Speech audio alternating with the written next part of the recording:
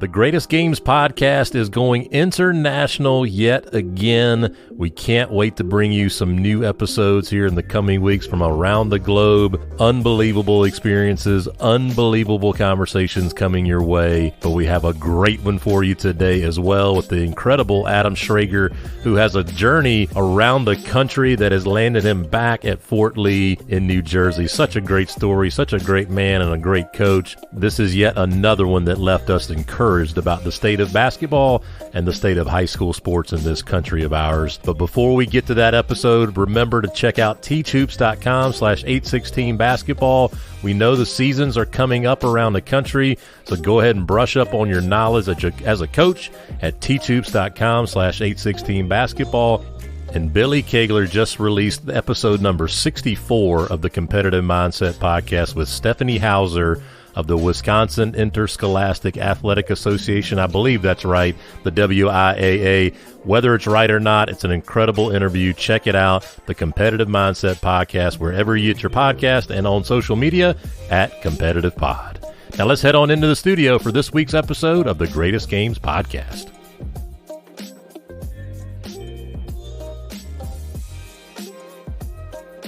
Hello and welcome to the Greatest Games podcast, brought to you by 816 Basketball. I'm one of your hosts, Brian Rosefield, and I'm joined by my co-host, Chris de Blasio. Thank you, Brian. Pleasure to be here as always on the Greatest Games podcast, a chance for us to catch up with coaches from around the country and have them tell us about their greatest game. As always, it can be their time as a head coach, a girls coach, a boys coach, an AAU coach, a college coach, a high school coach, or even the third coach from the same high school that we've had before. That's true, Chris de Blasio, and it's been a couple of weeks. It's been since September the 1st that we've taken a trip to New Jersey, but our guest today, yes, he's in New Jersey, but boy, oh boy, I might have the most frequent flyer miles of any coach we've had. I don't know if they flew for all these moves or it was United Van Lines, Amtrak. I have no idea, but I am interested to learn about all the moves that Fort Lee's head coach, now current head coach, Adam Shrager made. So, Coach Shrager, welcome to the Greatest Games podcast. Thanks, guys. I appreciate you guys having me tonight. And like we said, we were talking in the pre-show chatter, Coach, you were the third Fort Lee coach behind the great John Ziemba and the mediocre James Pugliatti, who we love. Well, those are two good guys. I will, say Coach Ziemba he's been tremendous to me. He still works at Fort Lee, still coaches girls volleyball. Coming from out of state and don't know teams to play and don't know much anything except maybe some X's and O's. He has been somebody that if I have a question or need something, I have him on speed dial and he has been great to me. So Coach Ziemba is one hell of a guy. Well, to be honest, he's led you astray because you have not called the Saddlebrook Falcons for a game. So he led you in the wrong direction there. Well, we talked about it. I believe he was episode 38, Coach Ziemba. Got a chance to meet him in June, and just a guy that just exudes coach. He's just a coach. Like we talked about after, I guess it was in July, that we have, I believe, in the coaching profession, different archetypes that whether you're in New Jersey or Texas or Massachusetts or South Carolina, wherever, there are different people, different names, but the same archetypes. And he is just that coach that when he walks in the room, it's like, oh, that's John Ziemba. And everybody goes and talks. And he, like you say, he's extremely helpful. And I got that from him in one night just talking to him. Just a great fella. Yeah, he really is. He really is. And he's a great coach. You can see how many wins he has. And I got to go into Fort Lee and look up at banners and hear about, Pedro and Sandy Burgos, and all these and all these guys and all these wins and Josh Ford, who you have on staff now with you. Yes, correct. And so big shoes to fill. But yeah, John is a great guy. So, Coach, why don't you tell the listeners, try to as briefly as you can, take us through your coaching journey, which started in Massachusetts, went to Texas, and then brought you to New Jersey. Well, originally, my first teaching job was in 1998 in Palm Beach County, Florida. I walked into Boca Raton Community High School. I'm a substitute teacher. I don't have a degree in teaching. I have a degree in history. And they looked at me and said, hey, do you want to finish out the year as a teacher? The teacher took a leave of absence. I said, yeah, sure. I needed the money and I'll take the job. So they let me teach the rest of the year, and they asked me back, surprisingly, the next year to teach history, and they offered me the freshman boys coaching job. So I took it, and I was coaching boys basketball, and they had one gym, and sometimes it's Florida. We're practicing outside. You know, I try to tap back into my high school coach playing days, but I couldn't say, you know, I was a very good coach that first year. But I really enjoyed it. But after that year, I went out to middle school. My second daughter was born. She, you know, and that was my only year ever in teaching where I did not coach. My second year teaching in Palm Beach County. And then my wife and I decided, you know, for education, let's move back to where I grew up in Massachusetts. And I coached Canton Public Schools. I was the freshman boys coach at Canton High School for 2 years.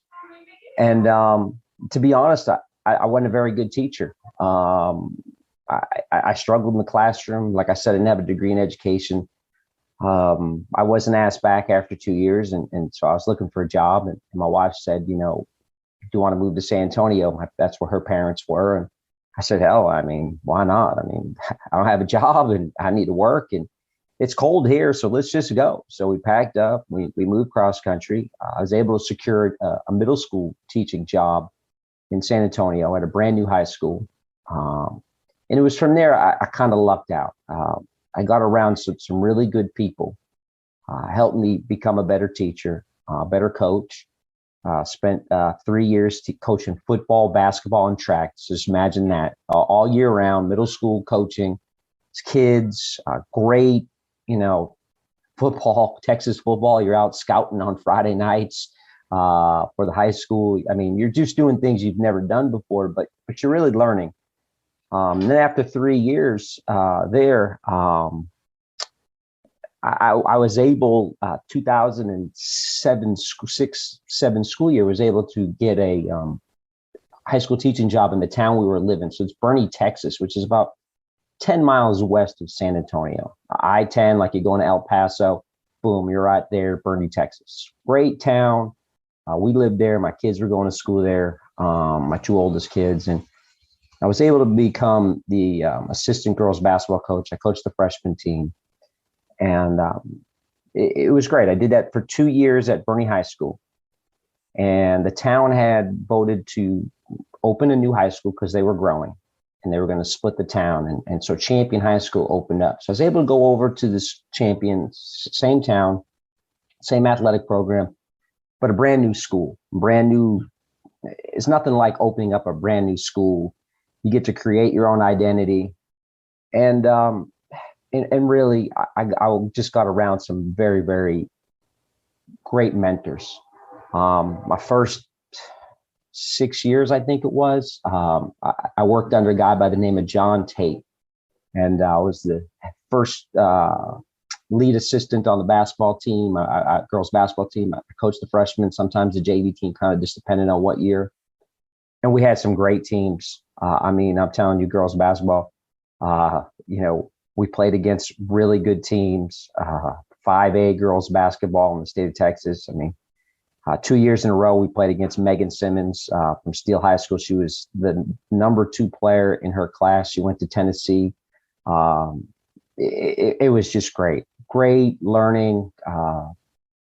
After 6 years of that, Coach Tate decided to step down and be the cross country coach. And he actually just won 2 state championships as a cross country coach. And when he stepped down, I decided, you know what, it was time for me to see if I can get back to the boys side. And I asked Coach Leach, who was our AD and our head boys basketball coach, if I could become an assistant. And he was losing assistant, and he so gratefully took me on. I mean, you're talking about if you go into the state of Texas and you look up Stan Leach, he's one of the top probably 30 coaches ever in the state of Texas. He has 832 wins. So I got to spend 3 years working with a guy who, when it came to coaching the game, there's no better on the bench coach could handle the in and outs of the game. And you just sat there and watched and learned. And the best part is he let you do things. He let you run practice. He let you coach the defense. He let you break down film and come to him. Like it's just that type of mentorship, helping others grow in their craft that I really appreciated. And I owe a lot to him. We talk, try to talk at least once a week, and my love for those coaches that really help others grow, I couldn't appreciate more. And so at that point, in my third year, I was actually coaching and teaching in Texas. My family had already moved here. Most people don't realize I spent half of a year or more than a half a year in Texas while my family was already here in New Jersey. My wife got a job at Columbia University, and I wasn't certified in the state of New Jersey to teach yet. And we really couldn't go on one income. So I decided to stay back and teach and coach while my wife was here with my two youngest kids. And, that was tough. After that season ended, my third year as Coach Leach's assistant, I think it was 2017 season, I resigned. I got a long-term sub position at Bergenfield High School. And then I interviewed for the job at Fort Lee, and I got a history teaching job. And it just happened that head coaching job was open. I mean, to be honest, I didn't interview for any other coaching positions. I wasn't really interested. I'm not one of those. I feel like, I'm at that school. If they need me to coach, I'll coach. Texas kind of taught me that way. It's really nice to have coaches in the building, see your kids every day, see them in the hallways when they don't do what they're supposed to do. That's what you're there to do, is to get them to do the things they're supposed to do, mentor those kids. And so, Mike Rafferty, our AD, he asked me if I would be interested in coaching. I said, I'll be interested in coaching as long as I can coach it my way. As long as I coach my way, I'm interested in coaching. Otherwise, I really don't have any interest in coaching. I've done this 20 plus years. Never really sought to be a head coach, really. I never sought a head coaching job. I always just, I love the process. I love the game. I love working with kids. Assistant, head coach, doesn't matter. And so for 3 years, I've been lucky to be the head coach at Fort Lee. I'm blessed, around great kids, teaching a really good school. In this fourth year, I'm really excited for our upcoming season. Coach, I appreciate your honesty about your early in your journey when you said, I just wasn't a good teacher. And, and here in South Carolina, I'm a high school AD, and there have been coaches, whether I've gotten to work with them directly or at schools around us, that are great coaches and that just do a very poor job in the classroom, and schools have to part ways. So talk about that. We have a lot of young listeners, a lot of young up and coming listeners that want to move up in the coaching world, especially in high school. So talk about what you learned through that process, how you got to be a better teacher, and just the overall importance of being a teacher while being a coach. Well, I think, getting around good mentors, whether you're going to be a coach or a teacher, you have to find some people that, that are willing to mentor you and show you, there's always a better way. And that, obviously, growing up and going to school in the 1980s, early 90s, I graduated high school in 1991. Teaching then is different than teaching today. Kids are different than they are today.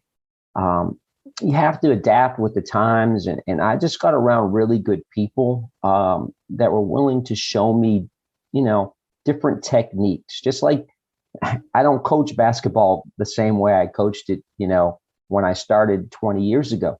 Even the girls I started with in Texas, they would tell you, you're so different now than you were then. Well, the kids are different today. Doesn't mean I don't hold them to the same accountability. It's just the message is different. Sometimes you have to take a different approach. And I think it's the same thing with the classroom. sometimes it's maturity too. Maybe I was more open to the message. Sometimes, I tell my players the same thing. Sometimes the hardest lessons, the best lessons are the ones you learn the hardest.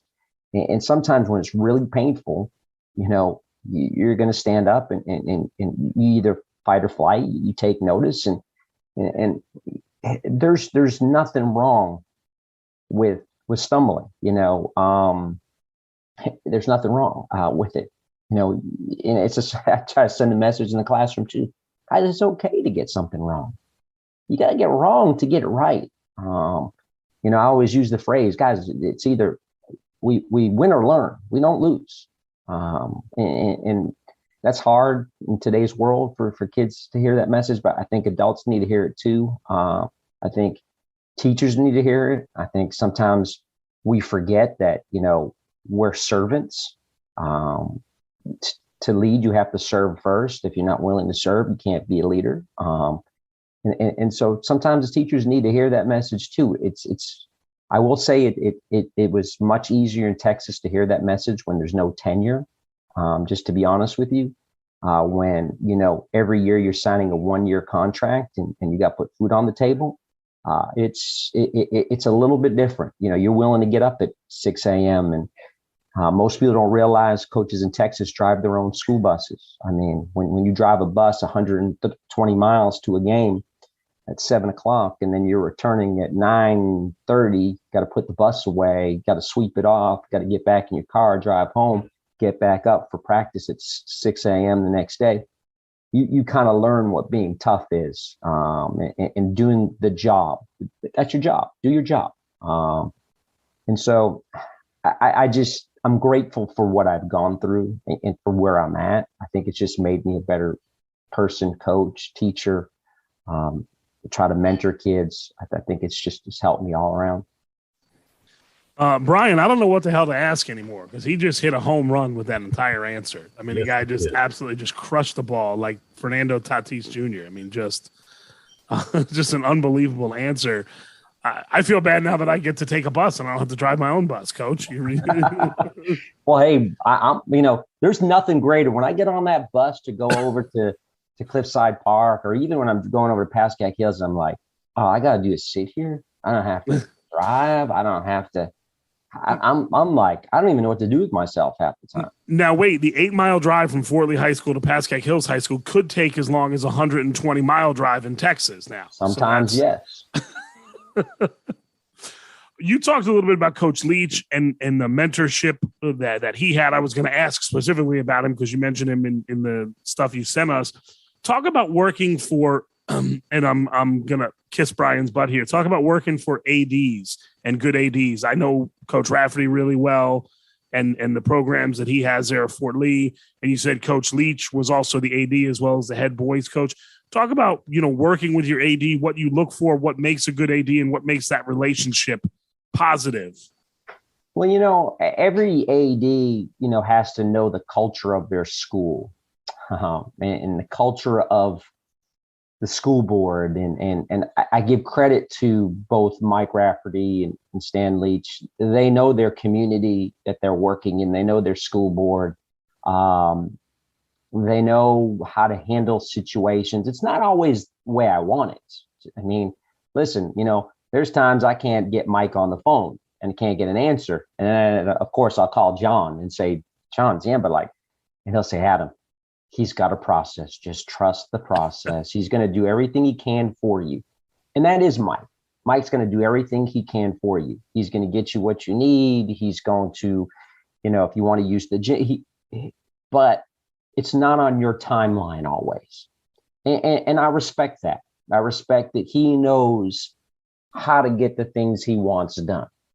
And the same thing for Coach Leach. Coach Leach, imagine being in the same school district for over 30 years, going from teaching history and being a football basketball coach to becoming AD basketball coach in a small town and in a football state where most ADs are football coaches, and he's a basketball coach in the AD.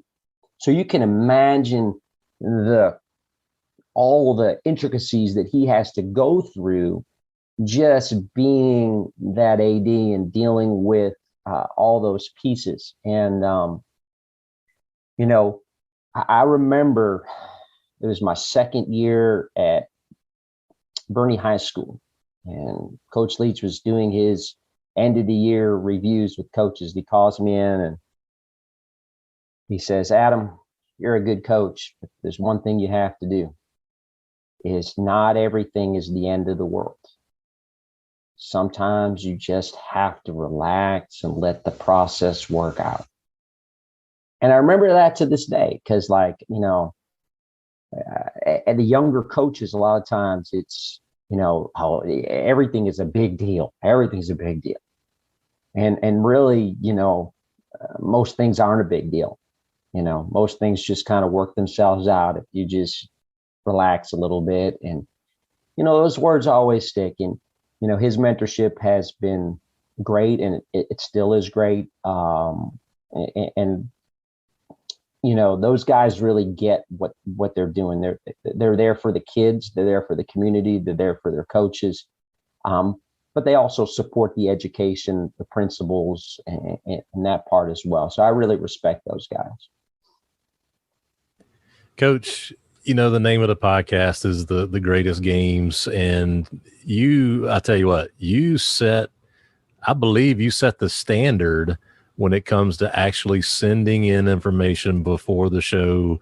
A little peek behind the curtain. We've talked about it a little bit, but when coaches, we invite you on, we send you a link, you send out information, send in information. You've got a ton of games on here, some of your greatest games. And we love that. There are a couple, though, especially one that I want to take you back to and have you tell us about it if you're open to it. In 2018, 2019, you beat Paramus Catholic in a holiday tournament. And I want to hear more about that, because the more I've learned about New Jersey basketball, I believe I want to hear about it. Now, Chris is raising his hand. He's saying, whoa. We might have some controversy. Go ahead, Chris de Blasio. Coach Shrager, don't say a word. We always have a trivia question. Something comes up in the podcast, and I ask Brian a trivia question, and he gets it wrong.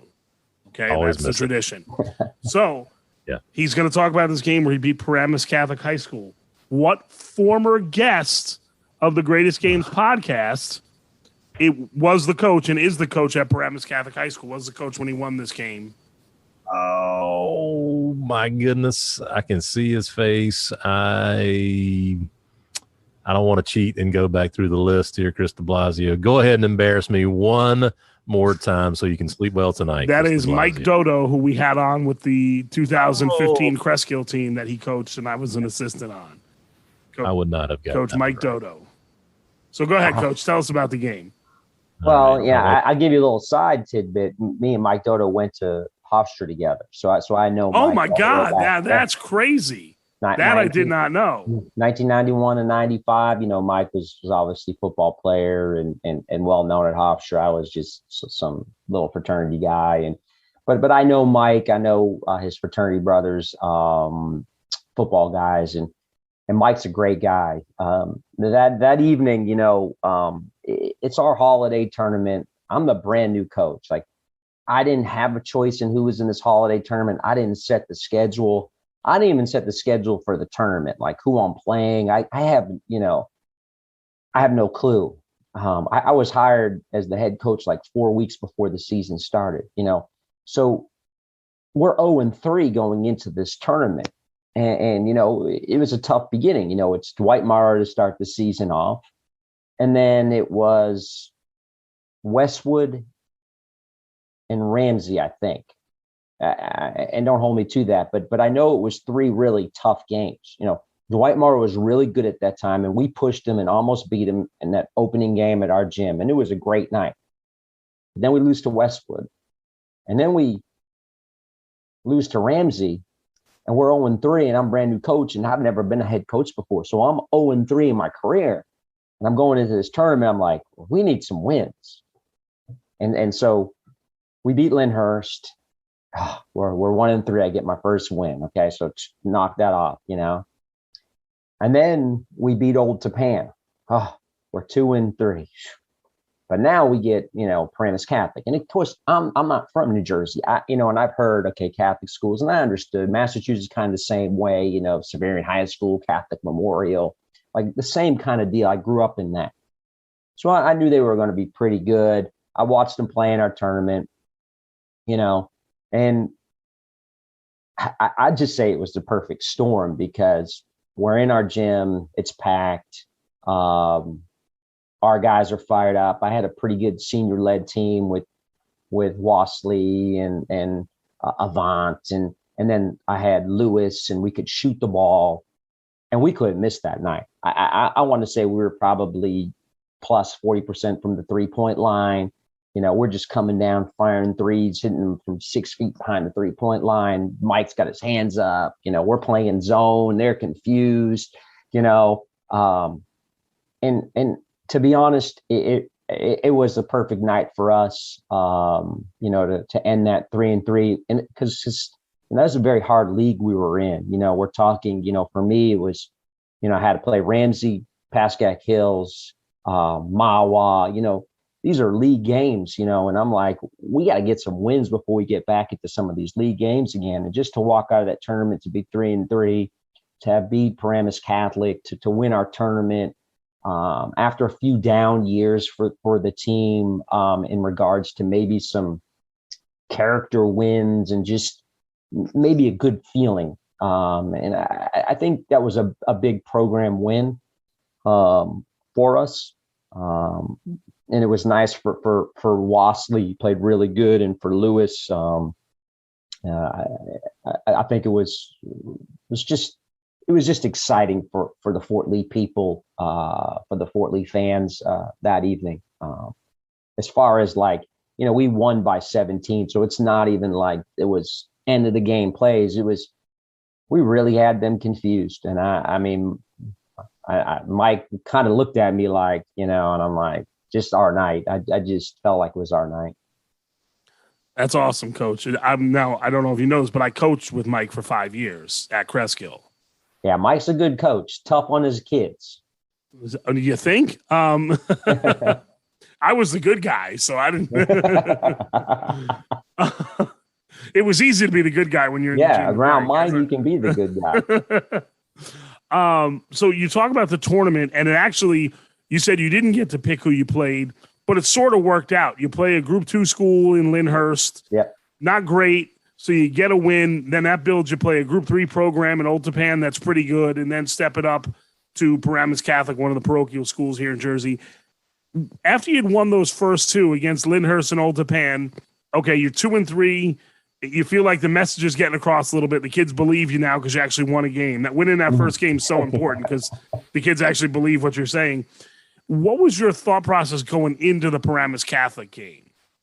I just told the guys, hey, I don't care who they are. Like, if you do what I ask you to do and we play hard, and, my message a lot is, guys, like, through the course of the game, whatever happens, just try to get to that next play quicker than the other team. And that's kind of been my philosophy since taking the Fort Lee job, is that, guys, I don't care if you score. I don't care if you turn the ball over. What's next is most important. And I thought if we could play with that type of energy and just worry about what's next, that we'd have an opportunity to beat them. Now, did I think we're going to win by 17? And no, I didn't think that. I thought we could keep it a close game and have a chance. One of the things Coach Leach always taught me, when I worked with him, was to catch a big fish, certain things have to happen. You go fishing, you want to catch a big fish. And I would consider, Paramus Catholic, for us, that was a big fish. I got to keep the game close. I got to shoot well. And then I got to get a few breaks somewhere, maybe some officiating, maybe something. And then you have a chance to catch a big fish. That's what I was thinking. And a lot of times that's always my thinking when I'm playing teams that I think, hey, talent's not always equal. Let's just be honest. In our situations, talent's not always equal. Sometimes it's just not fair. Like, you go and the team's more talented. You want to beat a more talented team. You got to get some breaks. You got to shoot well.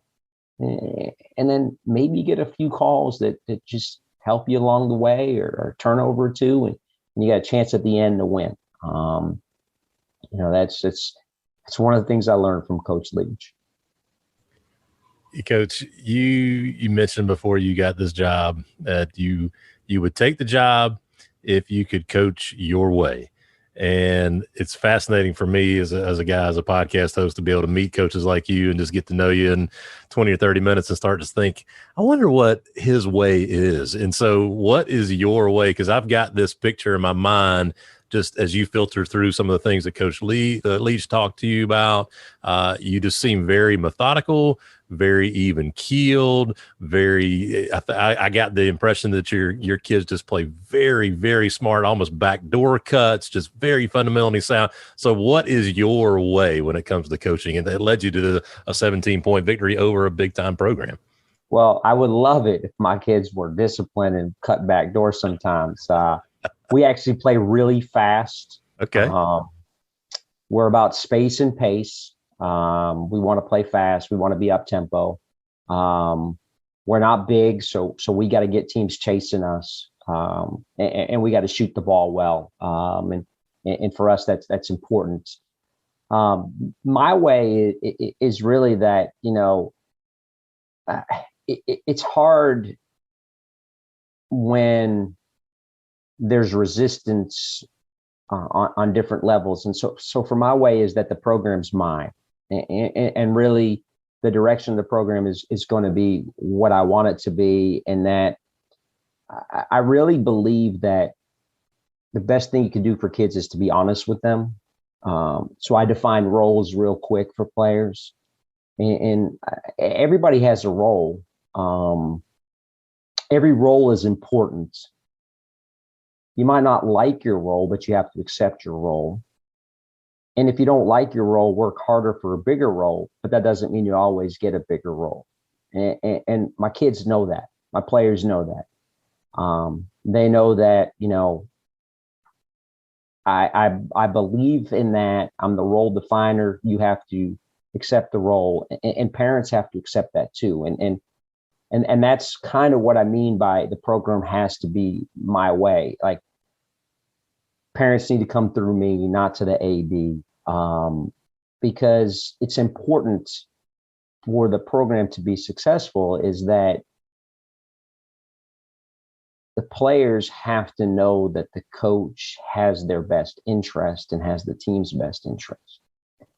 And I think what's forgotten in a lot of this is that, everything is about relationships. And so if you're honest with the kids and they know that you're being honest, hey, I tell them I love them all the time. And love means sometimes I got to tell you some things you don't want to hear. Like, hey, you're part of the team, but you have a non-playing role. Like, you're only going to play if we're up 20, down 20. And if that hurts and you can't handle that, then that's okay too. And I'll still love you, but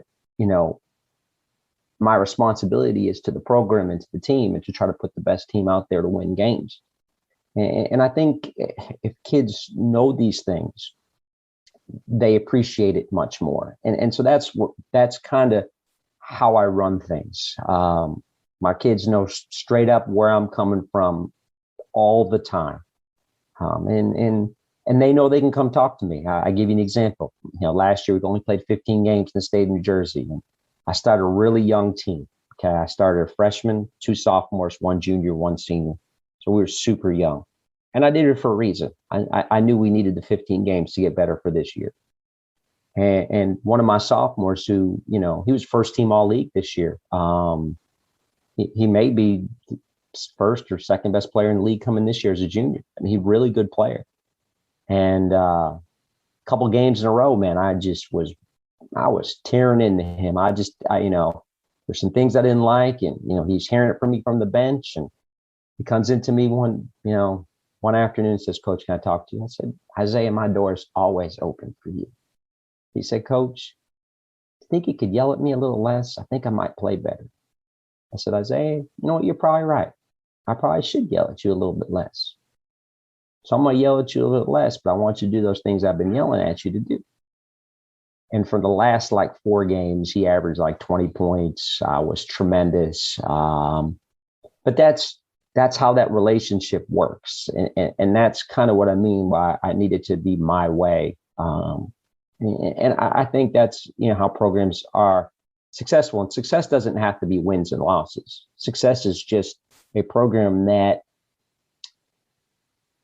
shows, character, kids that play hard. Because, we all know, it's not a fair world.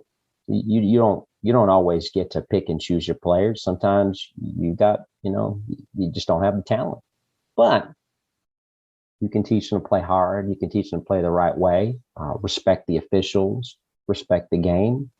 And I think that's important. I just fell in love with you at the last part of the answer when you said respect the officials. I'm big on that. Well, Chris, my first year was tough. Wassley put me in my first 2 years, Chris, were real tough. I love Wassley, but he was tough with the officials, and the officials didn't really like me. And I tried to explain to them. I would try to talk to them, and it was tough. And then in my second year, I had another player where he ended up quitting, but I had problems, and I've worked really, really hard with my guys to play the game. Don't put your hands out and ask the officials for anything. Your hands out, palms out. That's begging. We can't be beggars. You want something, go get it. Go get it. And again, like my philosophy is next play. So like if you're sitting there arguing with the official about what just happened, you can't get to the next play quicker. That other team's already on to the next play and you're still worried about the last play. We can't win games that way. And so that's tough for kids. It's tough. But we just played in the fall league game yesterday, Sunday morning at Clifton. And of course I can't coach them, but I'm yelling from the bleachers, like, don't talk to the officials. Like I'm telling them, next play, don't talk, don't put your hands out, just play basketball. And I think if they learn that part, we teach this game because we want to, I might have put it in here, my thing is about teaching kids to be better young men, hopefully better husbands, fathers, and better workers. Well, how do you do that? You teach them skills that will apply to later on in life. Like arguing with people about something doesn't help later on in life. Figure out a solution, move on, and continue to work. I think losing games teaches kids how do you get over losses? You get over them by moving on to the next thing. Like it's okay. And so I love to win games, but I love kids, young adults more than winning games. So I'm going to coach them like I love them. Mm-hmm.